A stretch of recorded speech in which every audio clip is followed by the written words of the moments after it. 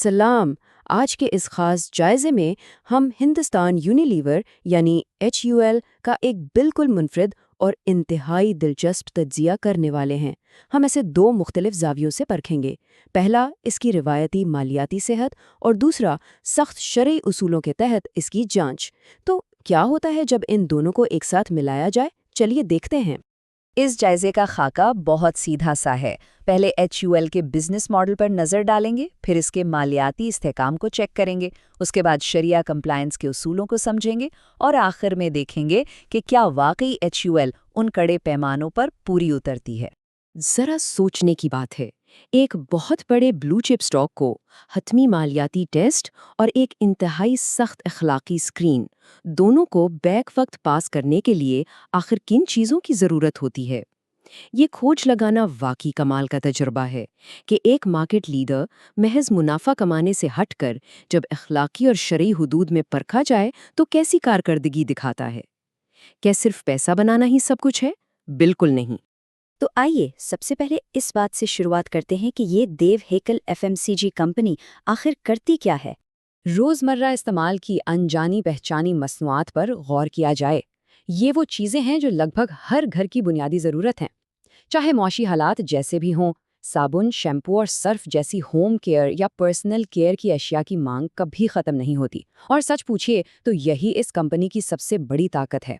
इस मांग का सबूत ये हैरान कुन आदादो शुमार हैं। होम केयर, फूड्स, ब्यूटी और पर्सनल केयर की मद में होने वाली कमाई करोड़ों नहीं बल्कि अरबों रुपए में है।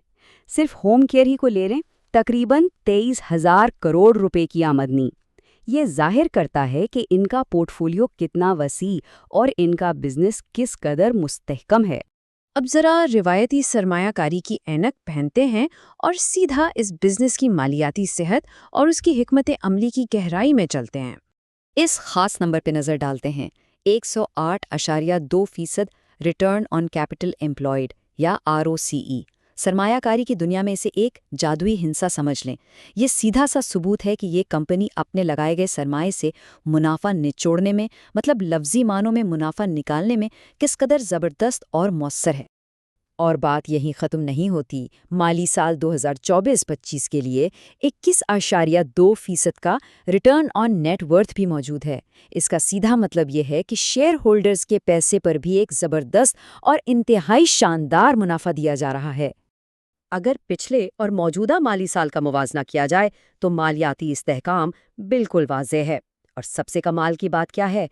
ज़ीरो, जी हाँ, बिल्कुल सिफर डेट टू इक्विटी रेशो। किसी भी इतनी बड़ी कंपनी का मुकम्मल तौर पर कर्ज से पाक होना उसे किसी भी मुआशी तूफान से बचाने वाली एक बहुत बड़ी बल्कि फैसलाकुन ढाल है। आदादो शुमार के अलावा उनकी हिकमत अमली भी काफ़ी दिलचस्प है।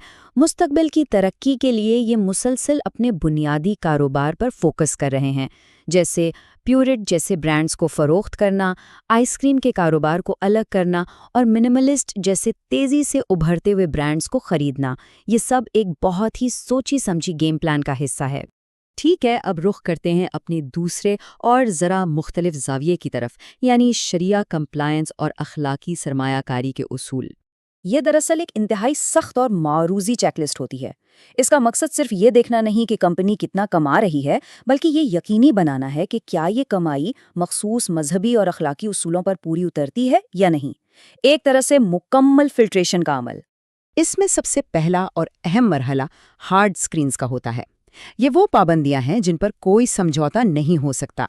अगर किसी कंपनी की बुनियादी आमदनी शराब, सुअर के गोश्त, रिवायती सूदी बैंकारी, जुए या फिर हथियारों के कारोबार से आती हो तो वो वहीं लिस्ट से बाहर हो जाती है, सीधा रेड कार्ड।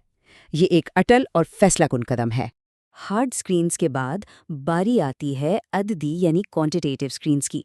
यहाँ सख्त रियाजियाती हदें लागू होती हैं, जैसे कि कंपनी का कुल कर्ज उसके मार्केट कैप के 33% से कम होना चाहिए। इसी तरह सूद से होने वाली आमदनी 5% की हद से तजावज़ नहीं करनी चाहिए। तो अब आता है सबसे दिलचस्प हिस्सा। क्या HUL इन सख्त शरिया स्क्रीन्स को वाकई पास कर पाती है? चलिए इन दोनों जावियों को आमने सामने रखकर देखते हैं। एक तरफ हार्ड स्क्रीन का असूल है कि बुनियादी कारोबार हलाल होना चाहिए, और दूसरी तरफ HUL की हकीकत है ان کی زیادہ تر آمدنی ہوم کیئر، بیوٹی اور فوڈ سے آتی ہے۔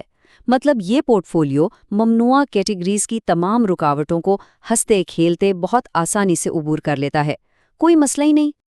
اب ذرا مالیاتی تناسب کو پرکھ لیتے ہیں۔ شرعیہ اسکرین کہتی ہے کہ کل قرض مارکیٹ کیپ کے 33% سے کم ہو، اور HUL کا کیا حال ہے؟ ان کا قرض اور ایکویٹی کا تناسب بالکل صفر ہے۔ یہ شرط تو اتنی آسانی سے پوری ہو گئی جس کی کوئی حد نہیں۔ زبردست۔